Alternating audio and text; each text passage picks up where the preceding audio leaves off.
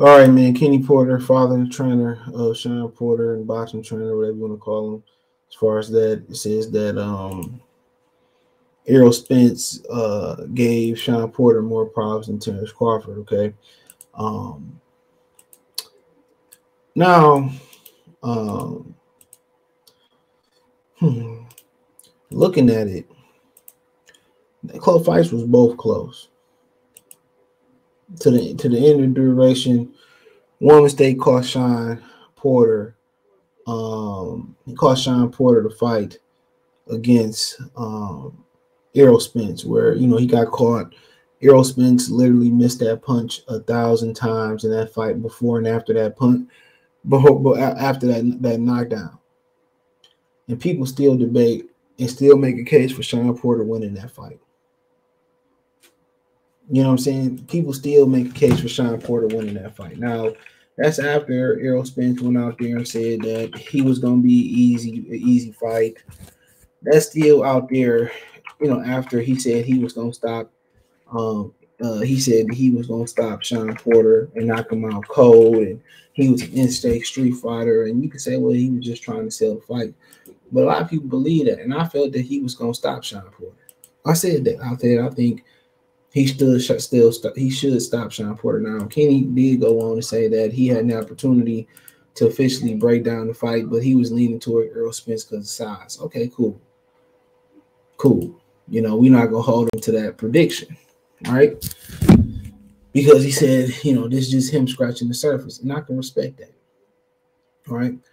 But he said it was a couple mistakes that Shawn Porter made on the reason he lost to Terence Crawford. Well, he made one mistake versus Errol Spence, and it cost him the fight. That's what we can say. He made one mistake versus Errol Spence, and it cost him the fight. That's what we can say. He made one mistake versus Errol Spence, and it cost him the fight.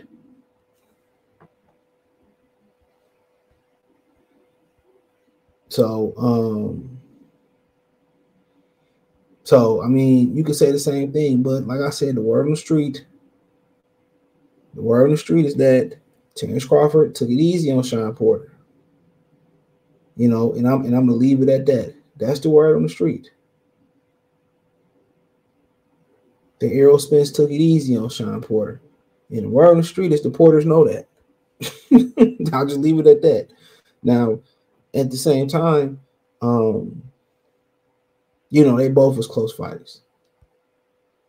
And I don't remember the Terence Crawford scorecards, but we were saying like if it was close that Crawford and them was going, they probably going to try to job Crawford on the card so he was leaving top rank because people know how these promotional companies roll, right? So, but nonetheless, I mean, when you get knocked out, it's hard to say that that wasn't a tough fight. It wasn't like it was a conditioning knockout where he just was mentally or physically wore down.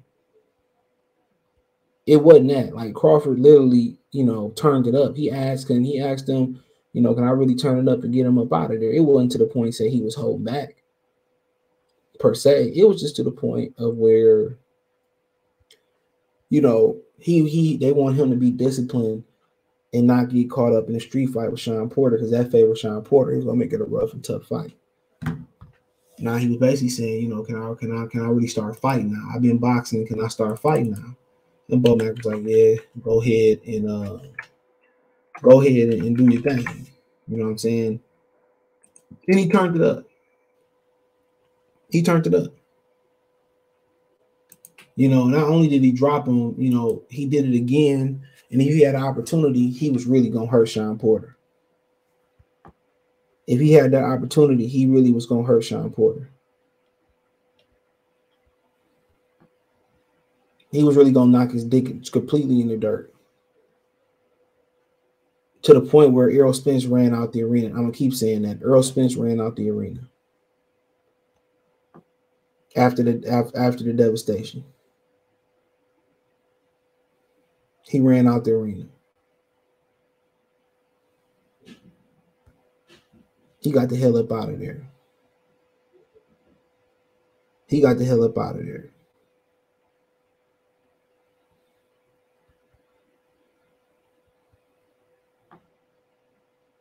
So, I mean, you know, like I continue to say,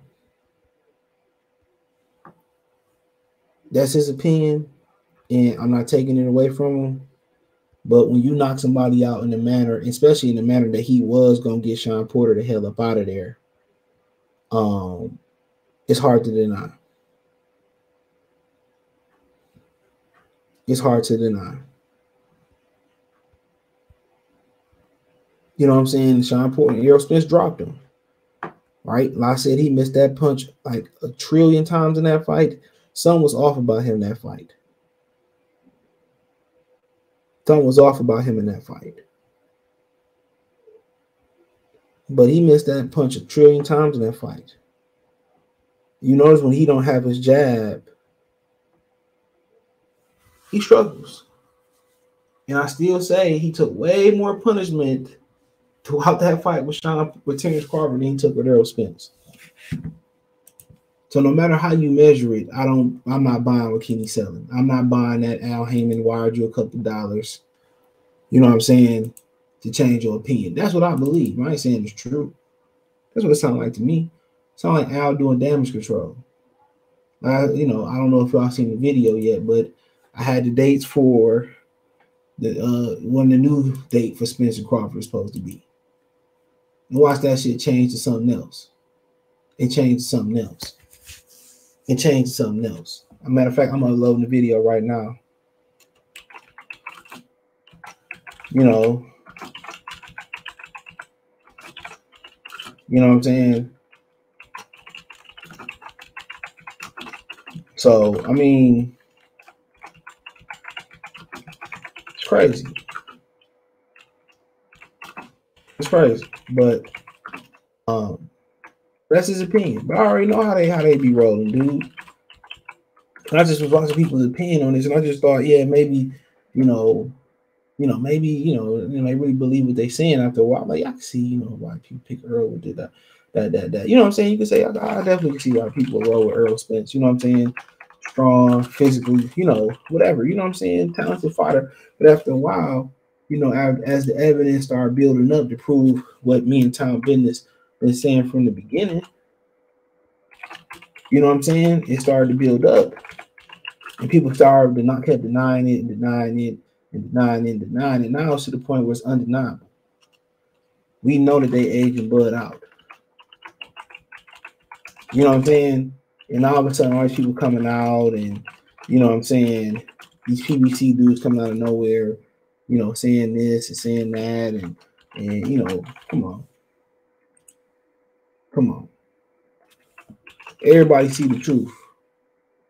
It ain't no more way that Shawn had more problems with Errol Spence. I mean, to the point where it was significantly, significantly clear. It wasn't. He got hurt. Now, he got hurt and stopped.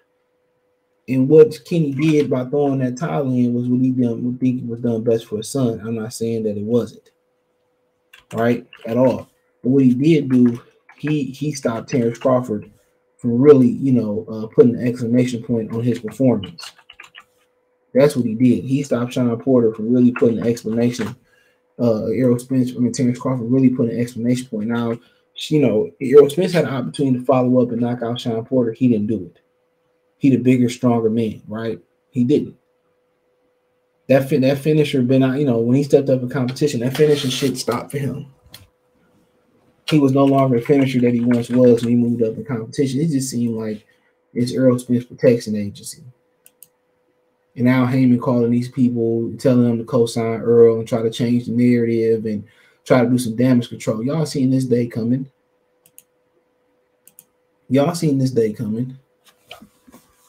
And y'all played this all wrong.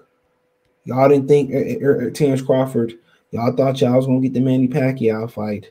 Y'all didn't think Terence Crawford was really going to get free from Bob Beran without a legal scuffle. That's what they thought. They didn't think he was going to get free without a legal scuffle. Neither did we. Kenny Ellis said, there's going to be lawyers involved. You know what I'm saying? And we all like, hell yes, I Bob Rowe. Crawford signed a deal in which, you know what I'm saying? He signed a deal in which he was able to get out scot-free.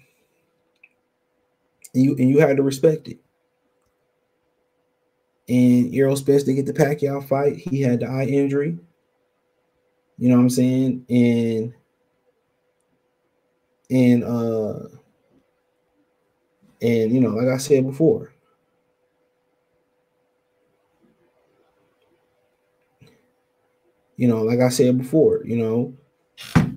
now he couldn't escape with the ring belt and run off. They wanted to do is escape with the ring belt. Crawford had some legal issues. He was top rank, and then they was gonna move up and weight. That's what that was really the plan. And now they caught in Charlotte's Web, and now Al Haymon got to do some type of PR control. Ain't no fights going on, so now watch how they try to spin it for Wilder Fury fight week. Watch how they trying to spin this shit. Everybody seen what they doing with Terence Crawford. He was Mexican dude. They would not be able to get away with this. They wouldn't. Everybody see what they doing, old boy. And, you know, bless his heart that he ain't did what I would do. I'd have got real ignorant, real disrespectful. You know, that's probably why he in the position he is and I'm in the position I am. Because I'd have got real disrespectful. I'd have been on my Blair Cobb shit, dude. I'd have been emasculating that man. I've been saying his girlfriend red bottoms and shit. I'd have took it. It would have got that greasy. Not only you took a year of my life with my life away, you playing with my name like I'm some type of hoe or some shit, dude. You know what I'm saying? You playing with me like I'm some type of, you know, sucker. You know, you taking food off my table, dude. But, you know, it is what it is. But that's Kenny's opinion. But y'all know where I stand on it. You know, Al Haymon calling in his cronies to, you know, to pop up and do some work and do some damage control. That's exactly what he's doing. You know, and I said what I said. So, hey, it is what it is. Check out the Boxing News and Welterweight playlist. Thumbs up the video, share the video, subscribe to the channel. The subscribe button is the bell icon button. Hit all notifications, increase your chance of notifications. We go live with our video financially. Want to support the channel? Cash App, $CJ Good 313, Venmo CJ Good 313, PayPal link in the description. Hit the link tree, find me on Twitch, Twitter, Instagram, Spotify, Anchor, Cash App, Venmo, PayPal, Apple Podcast, Google Podcast, the whole nine. Appreciate the love, support. Peace.